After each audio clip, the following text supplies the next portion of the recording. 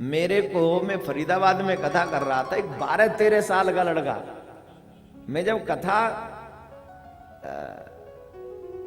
करने जा रहा था, स्टेज पे चढ़ने वाला था, तो मेरी गाड़ी के पास आया, बोले बड़े स्टाइल में, ए देवकी नंदन जी,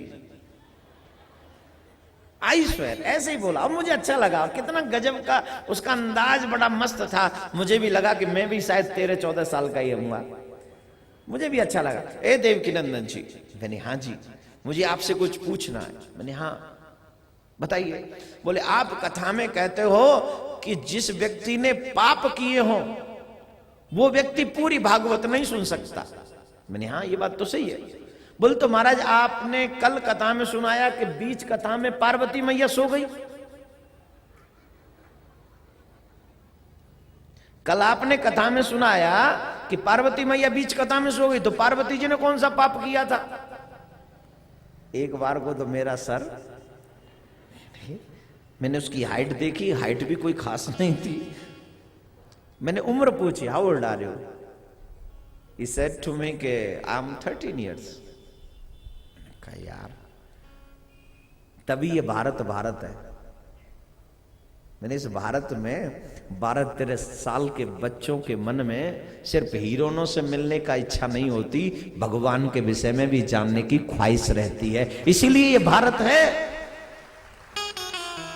इसीलिए श्रेष्ठ,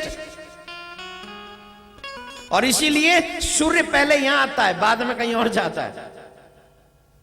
शुरुआत यहां से होती है दिन की, एंड कहीं भी हो। मैंने कहा भाई क्वेश्चन का आंसर तेरे को पक्का दूंगा, लेकिन कथा में दूंगा, और यहां नहीं दूंगा, लाइव टेलीकास्ट में दूंगा। तब मैंने दिया था। मे भी आपने सुना हो, और नहीं सुना हो तो मैं अभी सुना देता हूं। सुना था, सुना तो फिर नहीं सुना हूं ना, नहीं सुना ना, देखा करो बेटा कथा को। 9 मार्च से फिर लाइव होगा एवरीडे, और मैं तो कहूंगा वहां आके सुनो। अगर नहीं आ सकते हो तो यहां पर भी आप बैठकर कथा सुने। तो मैंने उसको कहा, मैंने बच्चे सुन, पार्वती के पूर्व जन्म में एक अपराध हुआ, और एक नहीं 2-3 होते चले गए लगातार। पहला अपराध, पूर्व जन्म याद है ना पार्वती जी का? सती, दक्ष प्रजापति की पुत्री, में भी अब याद आ गया होगा आपको। तो एक बार भोलेनाथ सती के साथ कुंभज ऋषि के पास में गए, और वहां पर कुंभज ऋषि से कहा कि आप हमें कथा सुनाइए। तो कुंभज ऋषि कथा सुनाने लगे, राम कथा। राम कथा मुनिवर्ज बखानी, सुनी महेश परम सुकुमार। राम कथा मुनिवर्ज बखानी, राम कथा सुनाई। सुनी किसने? किसने सुनी? सुनी महेश परम सुख। अकेले बाबा ने सुनी। सती जी कहां चली गई? बोले यहां पर भी कई लोग ऐसे बैठे हैं कि बैठे तो हैं पर कथा मन से नहीं सुन रहे वो लोग। हाँ या ना? कई बार यहां बैठकर भी घर की याद आ रही है, आज उनको आना था, कैसे टाइम पे पहले पहुंच जाऊंगा कि नहीं।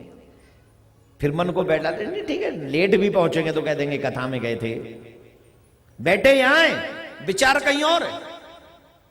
ऐसी स्थिति में जब जीव भगवान की कथा सुनता है तो पूर्ण कथा न सुनने के बाद एक कंडीशन खराब होती है, और वो कंडीशन ये होती है कि हमें कथा में कहीं ना कहीं डाउट हो जाता है, क्योंकि पूरी तो सुनी नहीं। अगर पूरी सुनते तो डाउट नहीं होता, और पूरी नहीं सुनी इसलिए डाउट हो जाता है। पार्वती जी की जो पूर्व जन्म में वो सती थी, उन्होंने कथा को सुना नहीं, पहला अपराध। दूसरा अपराध, जब राम जी को शिव ने प्रणाम किया तो पूछा ये कौन है? संदेह हो गया ये कौन है? बोलिए भगवान है, जिनकी कथा अभी अभी हमने आपने सुनी है। तो डाउट हो गया, बोले ये क्या वही भगवान है? ये भगवान है तो स्त्री के लिए रो क्यों रहे? डाउट हो गया, संदेह हो गया। अब जब संदेह हो गया तो बाबा ने बहुत समझाया। देखो, जब तुम्हारे बड़े तुम्हें समझावे और तुम्हारी समझ में ना आवे तो समझ लेना कुछ गड़बड़ होने वाली है आगे फ्यूचर में। बड़े लोग कभी भी गलत नहीं समझाते। यहां पर जितने माँ बाप बैठे बताइए, आप अपने बच्चों का बुरा कर सकते हो कभी? नहीं।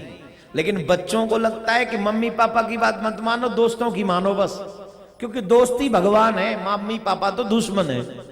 क्यों? बोले मम्मी पापा गंदी चीज करने के लिए मना करते हैं। वो कहते हैं मदिरा मत पिया करो, वो कहते हैं बेटा मूवी मत जाया करो, बेटा लेट नाइट मत घूमा करो, मम्मी पापा मना करते हैं। और दोस्त जो बिगड़े हुए वो तो कहते हैं इसके बिना लाइफ ही क्या है। इसलिए माँ बाप बुरे लगते हैं और फ्रेंड लोग अच्छे लगते हैं। अब जितने भी अनमैरिड बच्चे हैं बताइए, मैं सही कह रहा हूं कि गलत कह रहा हूं? है जी? मम्मी पापा कोई जहर थोड़ी पिलाते, मम्मी पापा कोई तुम्हें डंडे थोड़ी बजाते, लेकिन मम्मी पापा इसीलिए बुरे हैं क्योंकि वो नहीं करने देते जो हम गलत करना चाहते हैं, वो उसे रोकते हैं।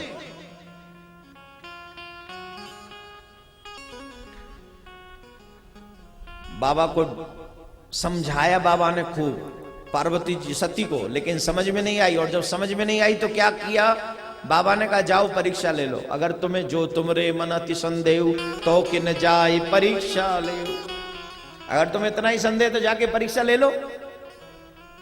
और परीक्षा की बात कही, झट चल दी। और जब चल दी तो बाबा सोचने लगे ये कैसा समय है, मैंने इतना समझाया देवी को पर देवी की समझ में नहीं आया, और परीक्षा की बात कही तो मान गई, चली गई परीक्षा लेने। मोरे कहे न संशय जाई, विध विपरीत भलाई नाई। मेरे कहने से भी संशय नहीं जाता, विधाता वाम है। वही है वही जो राम रचे राखा, वही है वही जो राम रचे राखा। ताली बजाते रहिए। वही जो राम रचे राखा, ओ वही है वही जो राम रचे राखा, ओ वही है वही जो राम रचे राखा। ओ कर कर बढ़ावे शाखा, कर कर बढ़ावे शाखा, कर कर बढ़ावे शाखा, कर कर बढ़ावे शाखा। क्या बोलेंगे? अरे इतने लोग बैठे हैं, इतने धीरे बोल रहे हैं। पहला अपराध कथा मन से नहीं सुनी, दूसरा अपराध बाबा की बात नहीं मानी, तीसरा अपराध राम की परीक्षा लेने चली गई, चौथा अपराध सीता बन के परीक्षा ले। इसी वजह से, इन अपराधों की वजह से मां पार्वती कथा पूरी नहीं सुन सकी और मां पार्वती सो गई। सेटिस्फाई हो? प्रमाण मिल गया? अब सुनो, भगवान पर संदेह होना भी एक अपराध है। अगर आप भगवान पे विश्वास न करें तो यह अपराध है, धर्म पर विश्वास न करें तो यह अपराध है। धर्म पर विश्वास करना ही अच्छी बात है। तो पार्वती मां सो गई तो कथा किसने सुनी? सुक ने पूरी कथा सुनी। वहां विगलित अंडे के रूप में सुक मौजूद थे, और जब विगलित अंडे के रूप में जब सुक ने देखा कि मां पार्वती सो गई, कहीं बाबा कथा बंद न कर दे, तो सुक ने हुंकार भरना शुरू कर दिया। ये हुआ हाँ, ये हुआ हाँ, ये हुआ हाँ। याद रखना, जिनके पाप पूर्व जन्म में ज्यादा हैं उनको ये विघ्न आते हैं। विघ्न कौन से? पहला विघ्न, कथा में आपको नींद आएगी। दूसरा विघ्न, या तो किसी से लड़ाई हो जाएगी या तुम्हारा किसी से बात करने का मन करेगा। आखिरी विघ्न, तुम्हारा मन नहीं लगेगा तो तुम कहोगे चलो घर में चल के आराम करेंगे। क्या करेंगे? जोर से बोलिए। जिसके जीवन में राम नहीं, क्या उसके जीवन में आराम होगा? याद रखना, जिसके जीवन में राम नहीं उसके जीवन में आराम नहीं। जिसके जीवन में श्याम है उसी के जीवन में आराम है। पायो तुरंत विश्राम। भगवान की भक्ति करने वाले को ही आराम मिलता है। संसार में न आराम था, न है और न होगा। तो पार्वती मां सो गई, सुख ने पूरी कथा सुनी। इन 3 विघ्नों से बचना, न तो तुम्हें नींद आनी चाहिए, न तुम किसी से लड़ो, न किसी से वार्तालाप करो, और मत ये कहना कि घर में जाके आराम करेंगे। पहले आंखों में पाप बसता है, फिर वाणी पे पाप बसता है, और जब उतरता चला आता है तो सबसे आखिर में पैरों में पाप बसता है। और जब पैरों में कंट्रोल हो जाए और तुम कथा स्थल से ना उठो और प्रण कर लो कि नहीं, हमें संपूर्ण भागवत सुनना है, चाहे कुछ भी हो जाए, तब वो पाप परास्त हो जाता है और तुम्हें कन्हैया का दीवाना बना देता है निश्चित तौर पर। पार्वती को नहीं मिली कथा सुनने को, बाबा भोलेनाथ की पत्नी है। बड़े घर में पैदा होने से कोई बड़ा नहीं होता। छोटे घर में पैदा होकर अगर बड़े कर्म कर लो तो तुमसे बड़ा कोई नहीं है। व्यक्ति घर में पैदा होने से बड़ा नहीं होता, व्यक्ति कर्मों से बड़ा होता है। जिसका कर्म बड़ा होता है वो व्यक्तित्व बड़ा होता है। और बड़े घर में भी अगर चरित्र छोटा हो तो आई एम सॉरी टू से तुम कभी बड़े नहीं थे। क्या बोलेंगे? तो पार्वती को नहीं मिली कथा सुनने को, सुख ने सुन ली। अब जब कथा पूरी हुई तो मां पार्वती बोली, अरे बाबा ये कौन सी कथा सुना रहे हो? अभी कुछ और सुना रहे थे, अभी कुछ और सुना रहे हो।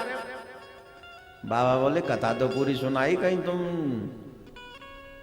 नींद तो नहीं आई? ना बाबा ना, मैं तो ना सोई। अरे तू ना सोई तो कथा कैसे छूट गई? कछू तो वह होगो। बोले सोई ना है, नेक देर का झपकी लग गई। नेक झपकी? तो ये ओंकार कौन भर रहे हो? तो जब देखा ओंकार भरने वाला कौन है, सुख विकलित अंडे के रूप में से अब थोड़ा सा आ गया, वो कथा सुन रहा है। एक पक्षी, वाह। और बाबा उसकी कंडीशन देख के निहाल हो गए, मस्त हो गए। कंडीशन क्या है? उसकी आंखों से आंसू बह रहा है, वो रो रहा है। रो क्यों रहा है? क्योंकि कृष्ण विदाई का प्रसंग चल रहा है। जैसे ही बाबा ने यह दृश्य देखा, बाबा की आंखें नम हो गई उसे देखते ही। कहने लगी, देवी तुमसे ज्यादा भाग्यशाली तो ये, देखो पूरी सुन गया कथा, पूरी सुन गया। जिसे नहीं सुनानी थी वो सुन गया, जिसे सुनानी थी वो रह गया। तुमसे ज्यादा भाग्यशाली, पूरी सुना, लेकिन चोरी से सुना है, इसलिए मैं इसे मार दूंगा। चोरी से कथा नहीं सुननी चाहिए। कई लोग हैं ना, कथा पंडाल के इधर उधर बैठ जाते हैं कहीं। बोले कहां? बोले चोरी से। अब कथा सुन रहे हैं तो चोरी हो गई कि नहीं? कई लोगों को मैं देख रहा हूं, कल भी देखे, आज भी देखो, सामने एकदम रोड पे जाके खड़े हो जाते हैं। वो उन्हें कथा पंडाल में आने में शर्म आती है। आई डोंट नो भाई, ये भी चोरी है। अरे जितनी देर सुननी है कथा पंडाल में बैठ के सुनो, लेकिन अभी मैं ज्यादा बोल दूंगा तो वहां से भी उठ के चले जाएंगे, हैं? तो इसलिए जहां है तुम्हारा मन वहां से सुनो, लेकिन चोरी से नहीं। कथा सुननी हो तो व्यास पीठ के सामने जाकर बैठो। कथा पंडाल में, जितना बड़ा पंडाल है ना, इसमें जाके बैठना चाहिए। जैसे आप लोग, कई लोग तो पंडाल के बाहर बैठे हुए, क्योंकि ये पंडाल में जगह नहीं बची, तो पंडाल के बाहर एक बार उनके लिए बड़ा अभिवादन होना चाहिए। तो क्या बोलेंगे? तो बाबा ने त्रिशूल उठाया और बाबा उन्हें मारने के लिए दौड़े। जब मारने के लिए दौड़े मेरे भाई बहन, तो सुख वहां से आत्म रूप से दौड़े, शरीर को वहीं छोड़ा, आत्म रूप से दौड़े। और जब आत्म रूप से दौड़े तो आगे आगे सुख और पीछे पीछे बाबा। व्यास पत्नी केस सुखा रही थी, उनको झमाई आई और मुख के द्वारा सुख श्री गर्भ स्थान में प्रवेश कर गए और वहां पर विराजित हो गए। अब कह रहे हैं बाबा भोलेनाथ तुम बाहर निकलो, अब हम तुम्हें मार के ही जाएंगे, और जब तक तुम बाहर नहीं निकलोगे हम नहीं जाएंगे, ये हमारा संकल्प है। बाहर निकलो तो हम तुम्हें मार के जाएंगे। सुख कह रहे हैं जब तक आप बैठे रहेंगे हम बाहर नहीं आएंगे, बिल्कुल भी हम बाहर नहीं आएंगे जब तक आप यहां बैठे हो। अरे बोले विधि का विधान है, 9 महीने में तो आना ही पड़ेगा। बोले नहीं महाराज, आप अगर बैठे रहे तो 9 महीने नहीं, चाहे 9 साल हो जाए, मैं बाहर आने वाला नहीं। 12 साल हो गई महाराज, 12 साल। कहां? मां के गर्भ में, सुखदेव जी को। और जब 12 साल हो गई तो वेद व्यास जी महाराज ने स्तुति की बाबा भोलेनाथ की, प्रार्थना की बाबा भोलेनाथ की।